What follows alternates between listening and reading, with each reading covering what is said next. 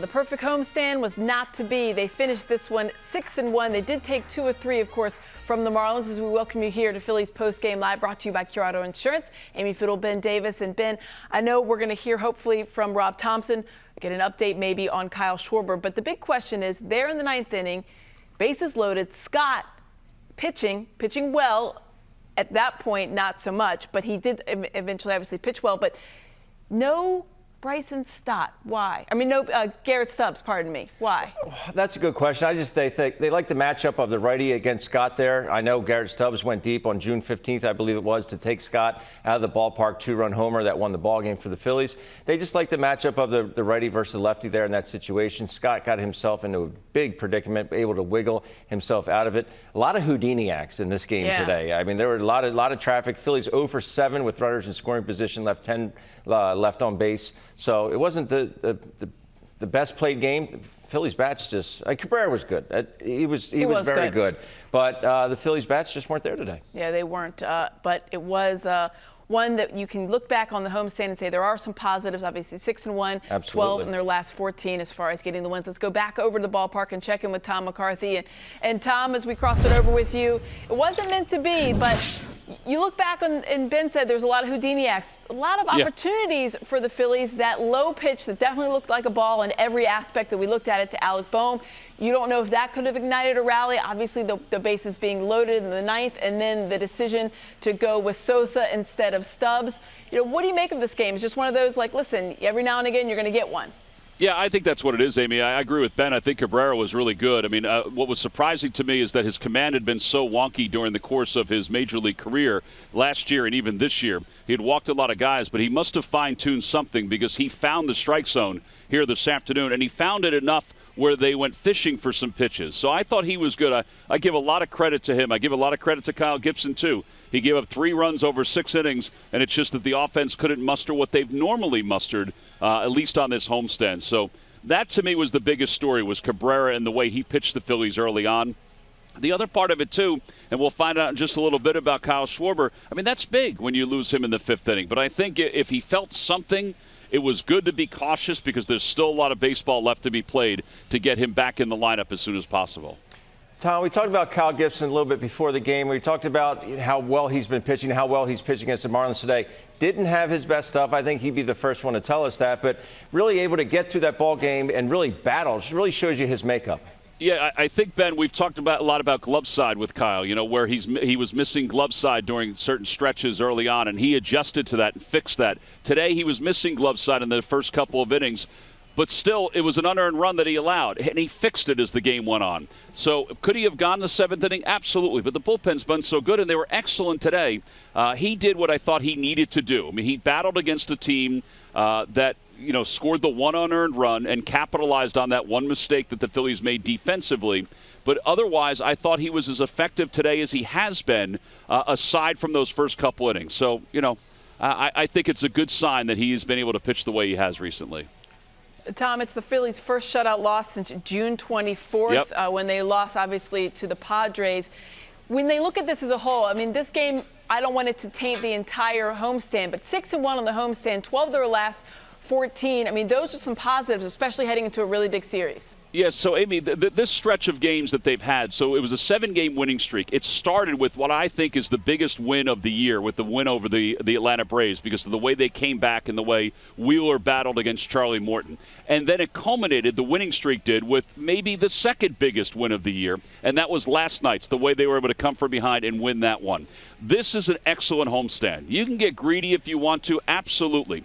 But the fact that they were able to sweep out the Nationals, not a very good team, but swept them out, and take 2 of 3 from the Miami Marlins with Alcantara starting one of those games, I think this is as good a homestand as you could have wanted if you're the Phillies. You could get greedy and say you wanted to sweep them, obviously, but they put themselves in good shape, and I don't think they've lost any momentum going into the Mets series. You know, you talked about that game last night against Sandy Alcantara. Moving forward, you don't want to look too far ahead, but they do have some pretty good arms that they're going to have to face with Scherzer and DeGrom in New York. That can maybe springboard them and give them a little bit more confidence going into this 3-game series. You know, I hope so, Ben. I think there's a couple of things that, you know, you earmark when you face the Mets. The Phillies faced them a lot early on when they were kind of trying to find their way and find their personality. You know, they made a lot of errors in those games against the Mets, and it opened up some doors, including that tough loss, the toughest loss, I think, of the year, when they had that comfortable lead late in the game and wound up losing it in extra innings to the Mets.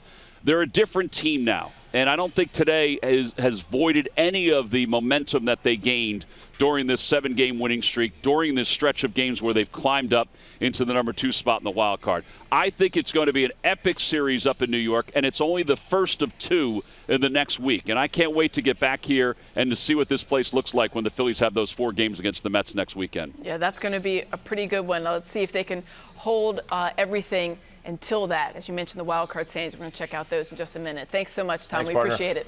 All right, guys, have a good day. All right, let's look at those wild card standings. As Tom had mentioned, they're sitting there in second place as far as these standings go, just a half game up on the Padres, who are not playing today. So this is a big series, obviously coming up. All the series are big series when you're in this kind of battle, and there's only so many games left, and these are big ones coming up with the Mets. They got 2 more with the Mets just this week. Yeah, and exactly. You don't want to get too far ahead of yourselves like we just talked about, but the bottom line is you're going up against a team that has arguably the 2 best pitchers in the game right now in Scherzer and DeGrom. I hate to see them on the docket, but that's the way it goes. You got to go up there and play. But still just try and win series. If they go up and take 2 out of 3 with the Mets, I'd be happy with that. Yeah.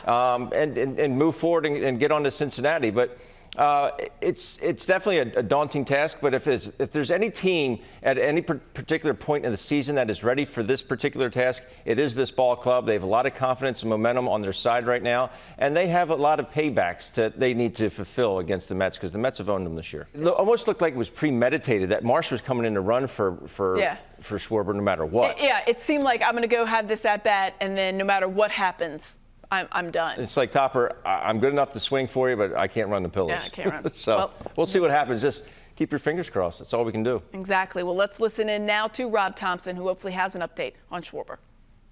Mild strain right calf. Yep. Yeah. It's like 2nd or 3rd inning. Yeah. What's the prognosis? Just day to day. Treat it out. Check him out tomorrow. See how he's doing. Would you say doubtful for tomorrow in that series? Well, we'll check him out tomorrow, but, you know, it is a mild strain, so. Maybe not play the field and still get his bat in there? Could. I mean, we'll just have to, you know, get the trainers on him tomorrow and see if we can treat it out. Did he tell you about it later in the game? Yeah, right before he went up for his last at bat. So, you know, he wanted to hit. I said, all right, don't run. So he walked, which was good. And then we pinch ran Marsh for him. So. In the ninth there, you had a pretty good chance. What made you want to go Sosa for Stubbs there? And I know Stubby hit the home run off of Scott last time, but just the right-left matchup.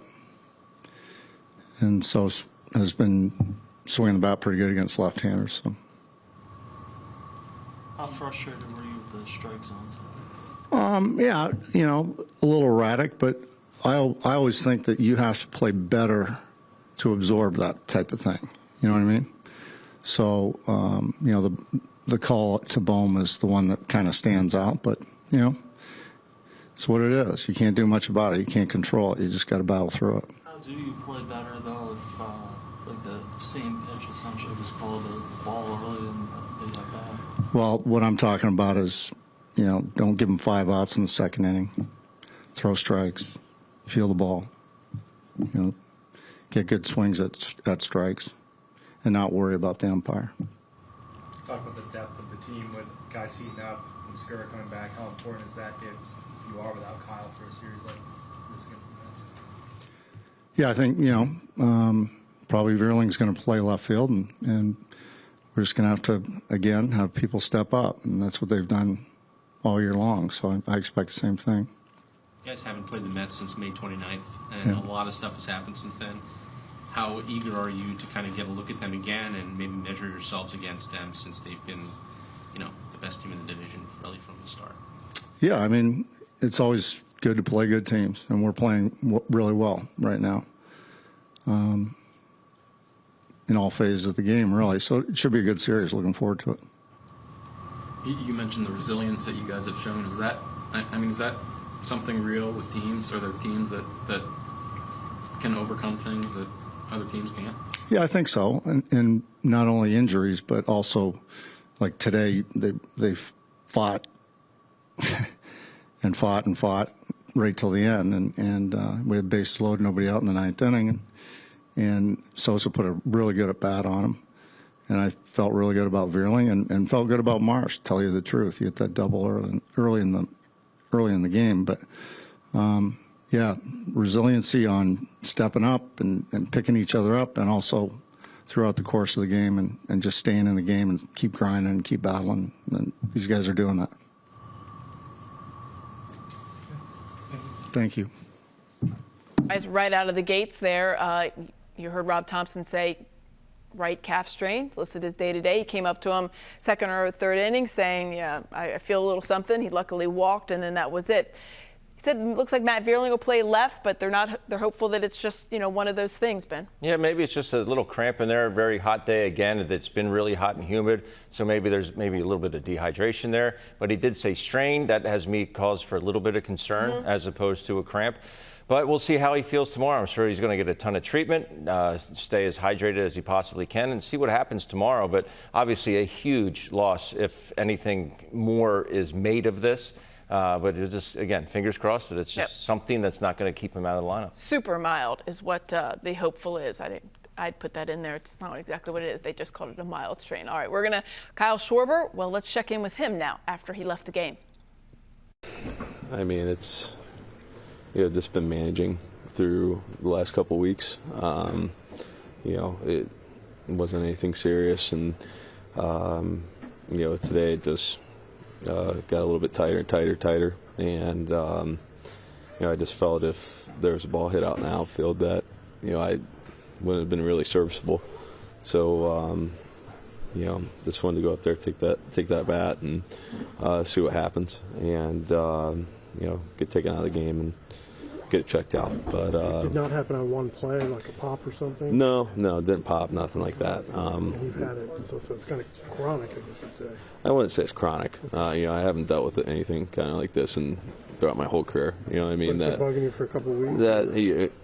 This, I would just say, the good old grind of baseball, right, is coming out. And, they took a look at it.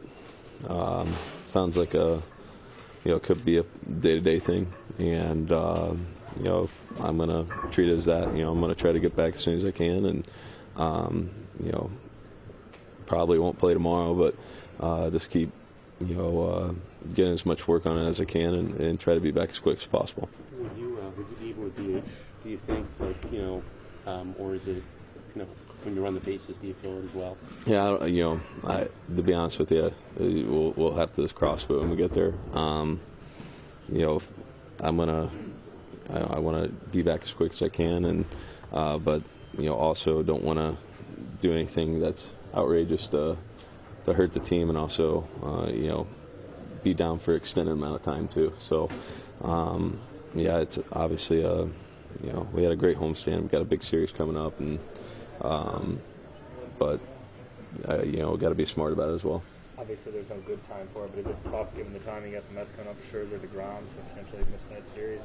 Yeah, I always pride myself in trying to be out there every single day, and for something like this to come up out of nowhere, really, and act up, it's definitely frustrating, but it's got to just got to be able to take care of it. These guys are playing great, and we've been playing great baseball for the last how many months, and just because one guy's down doesn't mean that we've shown that where everyone steps up, and it's going to be the same kind of thing here. Even though I won't be able to play tomorrow, I'm sure someone's going to step up and make a big play or have a great at bat.